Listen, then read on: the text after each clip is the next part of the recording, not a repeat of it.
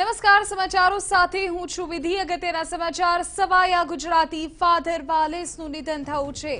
95 વર્ષની વયે તેમણે સ્પેનમાં અંતિમ શ્વાસ લીધા છે.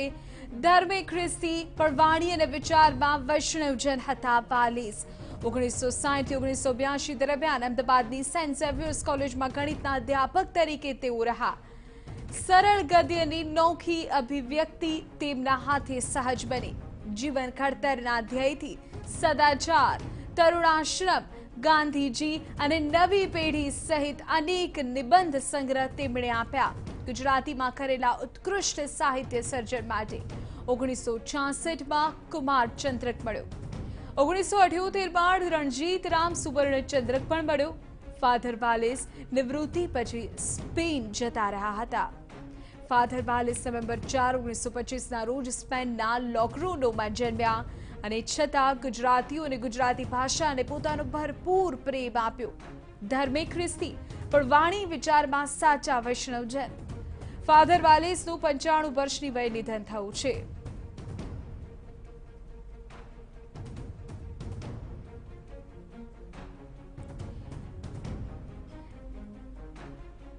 સાહિત્ય અકાદમીના અધ્યક્ષ વિષ્ણુ પંડ્યા આપણી સાથે ફોન લાઈન પર અત્યારે જોડાઈ ગયા છે. કઈ રીતે વિષ્ણુજી આપ જુઓ છો જે અત્યારે સમાચાર મળી રહ્યા છે ફાધર વાલેસનું નિધન થયું છે, શું કહેશો આપ? સમગ્ર ગુજરાત અને ગુજરાત સાહિત્ય અકાદમી વતી હું એમને શ્રદ્ધાંજલિ અર્પું છું. ફાધર વાલેસ એક ગુજરાતી ગદ્યમાં જે કેટલાક લોકોએ કેળી કંડારી એમાંના એક હતા. એમની કોલમો જ્યારે પણ પ્રગટ થતી તો વાચકો જીવનલક્ષી નિબંધો વાંચવા માટે ઉત્સુક રહેતા. આવું ભાગ્યે જ બને છે. અને ફાધર વાલેસ ઈસાઈ મિશનરી હતા. સેન્ટ ઝેવિયર્સ કોલેજમાં એમનું અભ્યાસ સ્થાન, કર્મસ્થાન, કર્મભૂમિ પણ રહી. એ દરમિયાન એમણે જે લેખન કર્યું એની કેટલીક વિશેષતાઓ છે. વિશેષતા એ છે કે ગુજરાતી ગદ્ય જે છે, ગુજરાતી સામાન્ય માણસ સુધી પહોંચે સરળ રીતે અને વિચાર કરતો થાય માણસ, એવું ગદ્ય આપણે ત્યાં બહુ ઓછું લખાતું. મોટે ભાગે પંડિતોનું ગદ્ય રહે.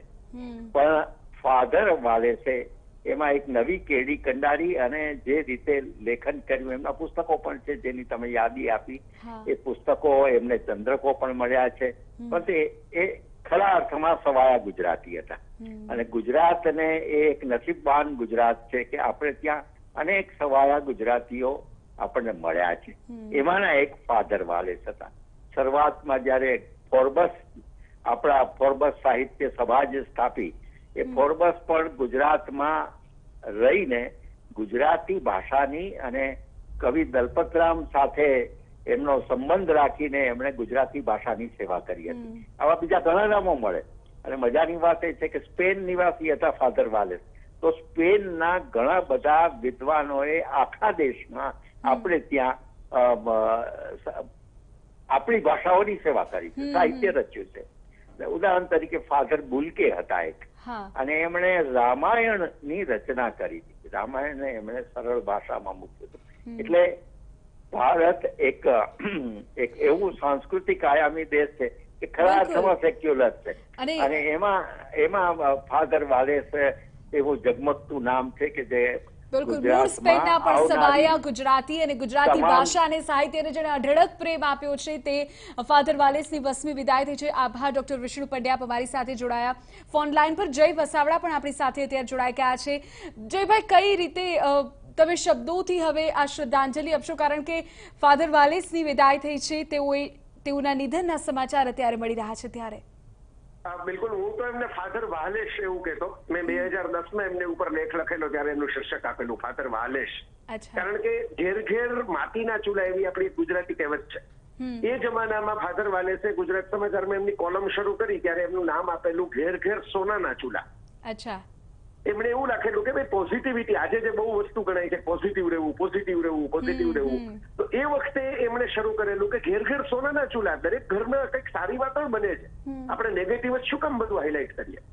એટલે એ પ્રકારના એકદમ મીઠડા માણસ હતા. અને ઉમાશંકર જોશીએ એક વખત એમને એમ કહેલું કે ભાઈ તમે ભૂલી જાઓ છો કે તમારી માતૃભાષા સ્પેનિશ છે, પણ તમે હવે સ્પેનિશ પરભાષા ગણો છો અને ગુજરાતીને તમારી માતૃભાષા ગણો છો બોલવામાં. એટલે એટલું શુદ્ધ અને સરળ ગુજરાતી લખી શકતા અને બોલી શકતા, એકદમ ચીવટપૂર્વક. મેં એમને સાંભળેલા છે, હું એમને મળેલો છું. એમનું સન્માન થયેલું ગુજરાત વિદ્યાપીઠની અંદર 10 વર્ષ પહેલા, અને બહુ ભવ્ય સન્માન હતું. ચાંદીનો ચરખો અમને નારાયણભાઈ દેસાઈના હસ્તે આપવામાં આવેલો અને ખૂબ બધા મોટા ગુજરાતની હસ્તીઓ હાજર રહેલા. હું ત્યારે ગોંડલ રહેતો, ત્યાંથી ગયેલો. તો એ વખતે પણ બોલેલા કે હું એ આવું ત્યારે મને એવું લાગતું જ નથી કે હું બીજે દેશમાં આવ્યો છું. મને એમ લાગે છે કે આ મારું ઘર છે, અને હું જ્યાં મારી માતા પાસે સ્પેન ગયેલો ત્યારે મને એમ લાગ્યું કે પરદેશ આવ્યો છું. ઓહો, ખૂબ મોટી વાત છે. ગુજરાતી કહી શકાય એવી વ્યક્તિત્વ, અને ગુજરાતી ભાષાનું વ્યાકરણ સમજાવતું પુસ્તક એક પરદેશી પાદરી આવીને લખી જાય. ઝેવિયર્સમાં પાછા એ ગણિત ભણાવતા, એટલે એવું નહીં કે ભાષાના શિક્ષક હતા, ભણાવતા એ ગણિત ભણાવતા અને ગુજરાતી સાહિત્યની ખૂબ બધી સેવા કરી. જયભાઈ, જો અન્ય નિબંધ સંગ્રહની તેમની વાત કરીએ, સદાચાર છે, તરુણ આશ્રમ છે, ગાંધીજી અને નવી પેઢી, ગાંધીજીના વિચારોને બહારથી આવેલો એક વ્યક્તિ આપણા સુધી પહોંચાડવામાં આટલી મોટી મદદ કરે. હા, એ તો ગાંધીજી સાથે સતત થતું રહ્યું છે. ગાંધીજીની સૌથી પહેલી સરસ ફિલ્મ પણ રિચાર્ડ એટનબર્ગ બ્રિટિશરે બનાવેલી. આવડો મોટો ફિલ્મ ઉદ્યોગ હોવા છતાં ભારત નથી બનાવી શકતો. એટલે ફાધર વાલેસ ઉપર તો ખાસો પ્રભાવ હતો ગાંધી સાહિત્યનો અને ગાંધી યુગના વિચારોનો.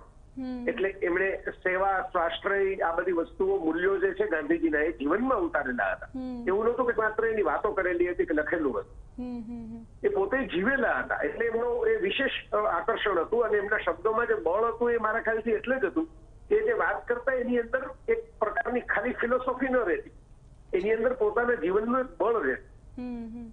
અને એક નવાઈ લાગે એવી વાત એ છે કે એક ખ્રિસ્તી પાદરી હતા, એટલે પોતે બ્રહ્મચર્ય હતા, અને આમ છતાં એમણે લગ્ન સાગર નામનું પુસ્તક લખેલું છે, આજે પણ ગુજરાતીના બેસ્ટ સેલર પુસ્તકોની યાદીમાં છે. અને જેમાં નવી પેઢીના દંપતીને એ વખતે જ સલાહો એમણે આપેલી, સરસ દાંપત્ય વિતાવવા માટે. કોઈ કડવાશ નહીં, કોઈ એવી વાત પણ નહીં કે તમારે લગ્ન કરવા જ ન જોઈએ, બધા સાધુ થઈ જવું જોઈએ, પણ એટલા પ્રેમથી અને સહજ ભાવે દાંપત્યની સલાહો આપી હતી. આજે 21મી સદીમાં પણ રિલેવન્ટ છે.